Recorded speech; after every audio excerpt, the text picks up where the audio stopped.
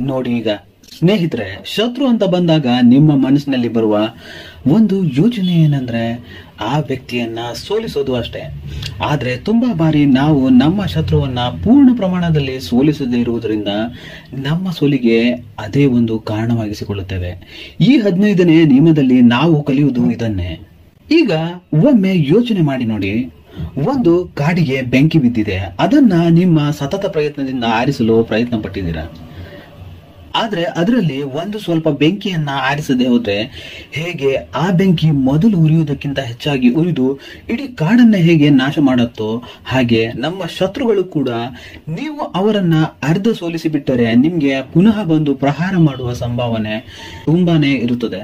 ಹಾಗಾದ್ರೆ ಈ ನಿಯಮ ಹೇಳಿಕೊಡುವುದು ಇದನ್ನೇ. ನಮ್ಮ ಭಾರತದ ಇತಿಹಾಸದಲ್ಲೂ ಕೂಡ ಭಾರತೀಯ ರಾಜರು ಶತ್ರುಗಳಿಗೆ ಪ್ರಾಣ ಭಿಕ್ಷೆ ಹಾಕಿ ಅವರ ಸೋಲಿಗೆ ಅವರೇ ದಾರಿ ಮಾಡಿಕೊಂಡ ಇತಿಹಾಸವನ್ನ ನಾವು ಕೇಳಿದ್ದೇವೆ.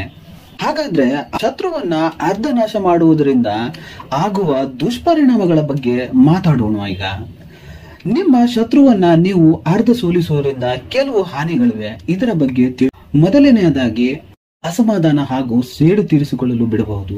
ಅವರು ನಿಮ್ಮ ಕ್ರಿಯೆಗಳನ್ನ ದೌರ್ಬಲ್ಯ ಮತ್ತು ಅಸಮರ್ಪಕತೆಯ ಸಂಕೇತವೆಂದು ಗ್ರಹಿಸಬಹುದು. ಶಕ್ತಿಶಾಲಿಯಾಗಿ ಹಿಂತಿರುಗಲು ಅವರ ನಿರ್ಣಯವನ್ನ ಉತ್ತೇಜಿಸಬಹುದು. ಎರಡನೇದಾಗಿ ನಿಮ್ಮನ್ನ ಪದೇ ಪದೇ ಬೆದರಿಸುವಿಕೆ ಮುಂದುವರಿಯಬಹುದು. ನಿಮ್ಮ ಶತ್ರುವನ್ನ ಅಪೂರ್ಣವಾಗಿ ಕಿತ್ತು ಹಾಕುವುದೆಂದರೆ ಅವರು ಇನ್ನು ಸಂಪನ್ಮೂಲ, ಪ್ರಭಾವ ಅಥವಾ ಸಂಪರ್ಕಗಳನ್ನ ಉಳಿಸಿಕೊಂಡಿದ್ದಾರೆ. ಅದು ಭವಿಷ್ಯದಲ್ಲಿ ನಿಮ್ಗೆ ಅಪಾಯವನ್ನುಂಟು ಮಾಡುತ್ತದೆ. ಪ್ರತಿದಾಳಿಗಳನ್ನ ಪ್ರಾರಂಭಿಸಲು ಅಥವಾ ನಿಮ್ಮ ಸ್ಥಾನವನ್ನ ದುರ್ಬಲಗೊಳಿಸಲು ಅವರು ಈ ಉಳಿದ ಸ್ವತ್ತುಗಳನ್ನ ಬಳಸಬಹುದು. ಮೂರನೇದಾಗಿ ಶತ್ರುವನ್ನ ಹಾಗೆ ಬಿಡುವಾಗ ನಿಮ್ಮ ಶತ್ರುವಿಗೆ ಅನ್ನಿಸಬಹುದು ನನ್ನನ್ನ ಕಡಿಮೆ ಅಂದಾಜು ಮಾಡಿದ್ದಾರೆ ಎಂದು. ಇದು ಆ ಶತ್ರುಗಳ ಸ್ಥಿತಿ ಅಥವಾ ನಿರ್ಣಯವನ್ನ ನೀವು ಕಡಿಮೆ ಅಂದಾಜು ಮಾಡಿದರೆ ಅವರ ಪ್ರತಿಕ್ರಿಯೆಯ ವ್ಯಾಪ್ತಿಯನ್ನ ನೀವು ನಿರೀಕ್ಷಿಸದಿರಬಹುದು. ಇದು ಆತ್ಮತೃಪ್ತಿ ಮತ್ತು ಭದ್ರತೆಯ ತಪ್ಪು ಪ್ರಜ್ಞೆಗೆ ಕಾರಣವಾಗಬಹುದು. ಇದರಿಂದ ಅನಿರೀಕ್ಷಿತ ಸವಾಲುಗಳಿಗೆ ನೀವು ದುರ್ಬಲರಾಗಬಹುದು. ನಾಲ್ಕನೆಯದಾಗಿ ಶತ್ರುವಿನ ಶಕ್ತಿಯನ್ನ ಪುನರ್ ನಿರ್ಮಾಣ ಮಾಡಿಕೊಳ್ಳಲು ಅವಕಾಶವಾಗಿರುತ್ತದೆ.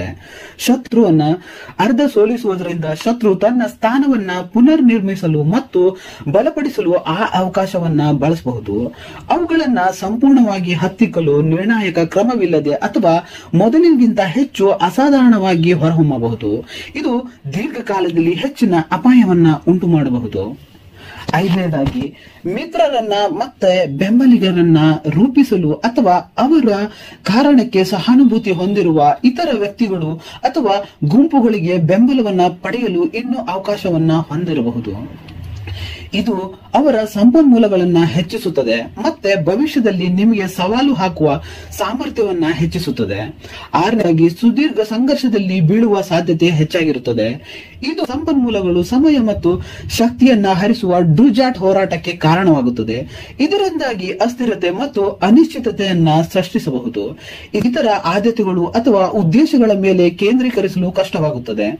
ಒಟ್ಟಾರೆಯಾಗಿ ಹೇಳುವುದಾದ್ರೆ ನಿಮ್ಮ ಶತ್ರುವನ್ನ ಸಂಪೂರ್ಣವಾಗಿ ತಟಸ್ಥಗೊಳಿಸಲು ವಿಫಲವಾದರೆ ಅವರು ಒಡ್ಡುವ ಬೆದರಿಕೆಯನ್ನ ಹೆಚ್ಚಿಸಬಹುದು ಮತ್ತೆ ಭವಿಷ್ಯದಲ್ಲಿ ಸಂಘರ್ಷ ಅಥವಾ ಪ್ರತಿಕಾರದ ಸಾಧ್ಯತೆಯನ್ನ ಹೆಚ್ಚಿಸಬಹುದು. ಇದರಿಂದಾಗಿ ನಾವು ತಿಳಿಯುವುದು ಏನಂದ್ರೆ ದೀರ್ಘಕಾಲೀನ ಭದ್ರತೆ ಮತ್ತು ಸ್ಥಿರತೆಯನ್ನ ಕಾಪಾಡಿಕೊಳ್ಳಲು ಬೆದರಿಕೆಯನ್ನ ಪೂರ್ಣ ಪ್ರಮಾಣದಲ್ಲಿ ತೊಡೆದು ಹಾಕಲು ಇದು ಹೆಚ್ಚು ವಿವೇಕಯುಕ್ತವಾಗಿರುತ್ತದೆ. ನಿಮ್ಮ ಶತ್ರುವನ್ನ ಪೂರ್ಣ ಪ್ರಮಾಣದಲ್ಲಿ ಸೋಲಿಸುವುದು. ಹಾಗಾದ್ರೆ ನಾನು ಅಂದ್ಕೊಳ್ತೀನಿ ಈ ವಿಡಿಯೋವನ್ನ ನಾನು ನಿಮ್ಗೆ ತುಂಬಾ ಸುಲಭವಾಗಿ ಅರ್ಥ ಮಾಡಿಸಿದ್ದೀನಿ. ಹಾಗಾದ್ರೆ ಇನ್ನೊಂದು ನಿಯಮದ ಜೊತೆ ಮತ್ತೊಮ್ಮೆ ಸಿಗ್ತೀನಿ. ನನ್ನ ವಿಡಿಯೋಗಳನ್ನ ನೋಡಿ ಪ್ರೋತ್ಸಾಹಿಸ್ತಾ ಇರೋ ನಿಮ್ಗೆ ಧನ್ಯವಾದಗಳೊಂದಿಗೆ ಶುಭ ದಿನ.